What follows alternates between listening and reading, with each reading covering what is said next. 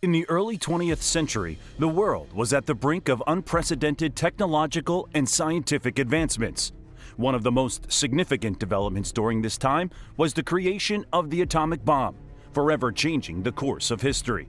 At the center of this groundbreaking achievement was a brilliant physicist named J. Robert Oppenheimer.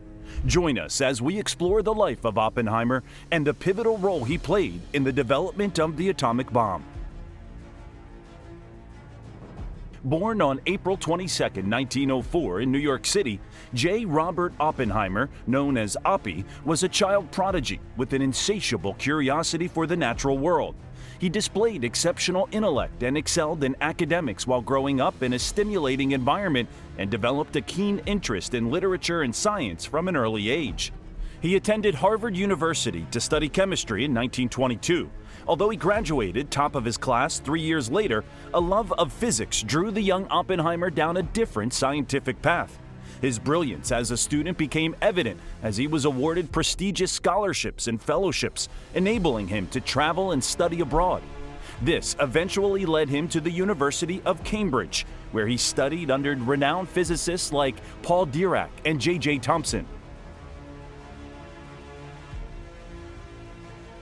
During his time at Cambridge, Oppenheimer made significant strides in theoretical physics. He delved into quantum mechanics, the study of atomic and subatomic phenomena, and laid the foundation for his later work. A year later, Oppenheimer found himself in Germany, studying at the University of Göttingen, one of the world's leading centers for theoretical physics. He'd been invited there by Max Born, the director of the Institute of Theoretical Physics, and was soon mingling with future world-renowned scientists. His collaboration with Max Born resulted in groundbreaking research that advanced the field of quantum mechanics. His work on the Born-Oppenheimer approximation, a fundamental concept in quantum chemistry, paved the way for understanding molecular structure and chemical reactions. By 1927, Oppenheimer had received his doctorate and spent the next 13 years conducting important research in a multitude of scientific fields, including nuclear physics, quantum field theory, and astrophysics. Oppenheimer and one of his students, Hartland Snyder, produced a paper in 1939 that predicted the existence of black holes. This, along with the Born-Oppenheimer approximation, remains two of his most cited papers. Although he was nominated for a Nobel Prize 3 times, he never won one.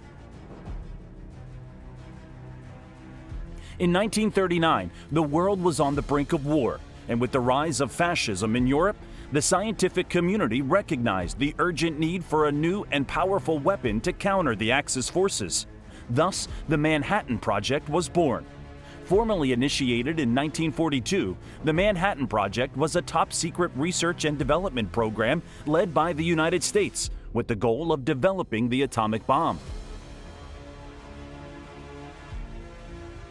Oppenheimer's unparalleled expertise in theoretical physics and his outstanding leadership qualities earned him the position of scientific director of the Manhattan Project. He was tasked with assembling a team of brilliant scientists at the Los Alamos Laboratory in New Mexico. At Los Alamos, Oppenheimer cultivated an environment of intense collaboration, creativity, and scientific exploration. The laboratory became a hub for brilliant minds from various disciplines, including physics, chemistry, and engineering.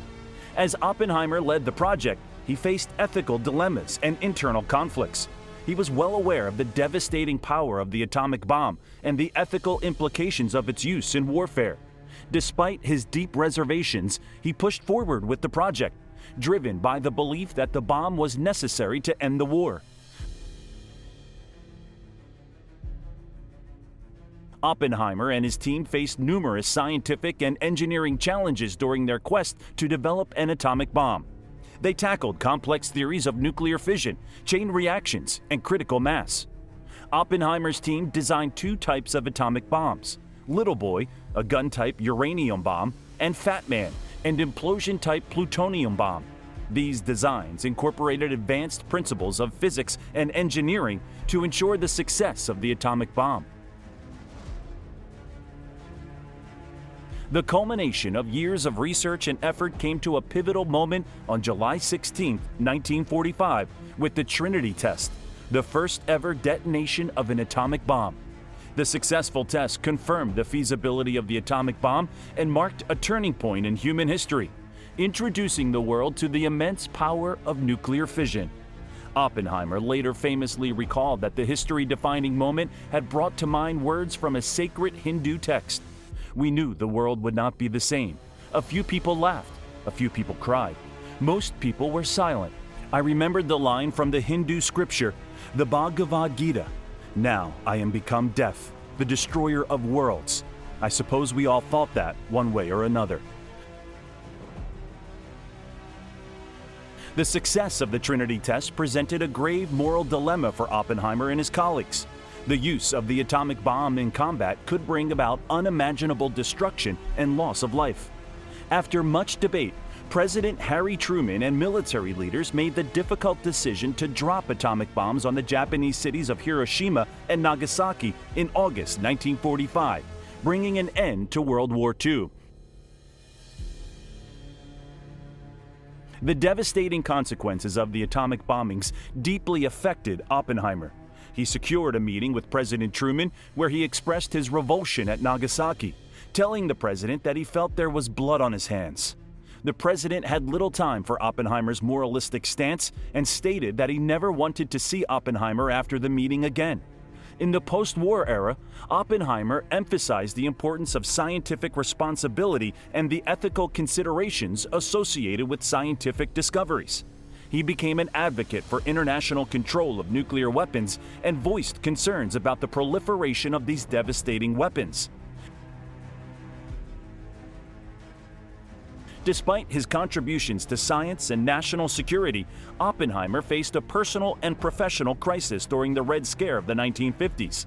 His past associations with left-wing organizations and political views raised suspicions about his loyalty to the United States. In a highly controversial move, Oppenheimer's security clearance was revoked, effectively ending his government service. J. Robert Oppenheimer's legacy is complex, with enduring contributions to theoretical physics and scientific leadership, as well as the development of the atomic bomb. His life serves as a reminder of the profound impact science can have on society and the importance of ethical considerations in scientific research. The legacy of Oppenheimer and the Manhattan Project raises critical questions about the ethical implications of scientific advancements. The atomic bomb's development led to the nuclear age, ushering in an era of unprecedented power and peril. The devastating effects of nuclear weapons on Hiroshima and Nagasaki, as well as subsequent nuclear tests, have led to global efforts to control nuclear proliferation and promote disarmament. Oppenheimer's later life was marked by his advocacy for international cooperation and efforts to prevent the use of nuclear weapons. His story serves as a reminder of the responsibility scientists bear in contributing to a more peaceful and secure world.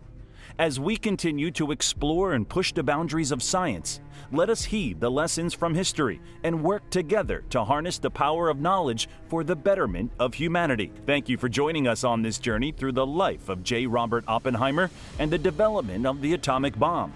Please like, share, and subscribe to our channel for more educational content. Until next time, keep exploring the fascinating world of history and science.